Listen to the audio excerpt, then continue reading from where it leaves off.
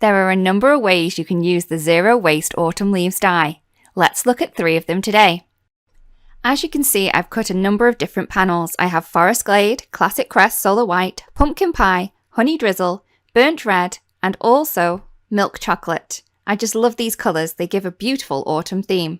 I then have a panel of cardstock which has some double-sided adhesive on, and I'm going to add one of the white die cuts on top, making sure this is perfectly placed.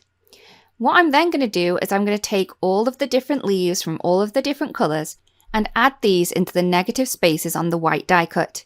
These will stick to the adhesive that's on the panel behind. You can really change up the look of this by changing up the colours of the different cardstock used. If you use some bright colours, this will look more summery than it will autumn on this one.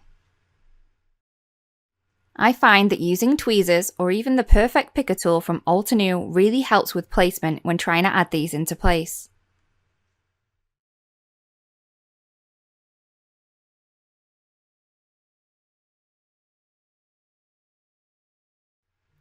Once finished with all of the leaf die cuts, I've just gone ahead and taken the small circles from the white die cuts and added these into position. For the next technique, I'm going to create a shifted stacked die cut. To do this, what I'm going to do is I'm going to add some wet glue behind one of the negative die cuts and then add this on top of one of the other colours.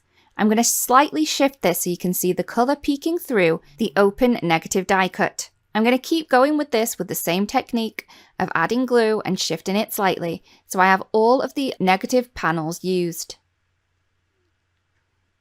Once that's done, I am going to add the white one on top, so you're going to be able to see the white one first with all the beautiful colours underneath.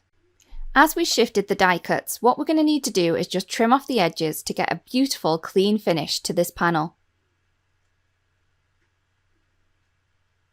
Here are 2 panels. Next up, all we're going to do is create a wreath with the leaves. So you can use all of these leaves individually, you can use them to create a wreath like I'm doing here. Use them to add in different colours to other floral arrangements that you have, or just use them by themselves. This die is truly versatile, and we can't wait to see how you are going to use yours. So here are the 3 techniques. We have the inlaid die cutting, then the shifted stacked die cut, and then using the individually die cut leaves to create a wreath. We really do hope this helps you create beautiful effects with the Zero Waste Autumn Leaves die.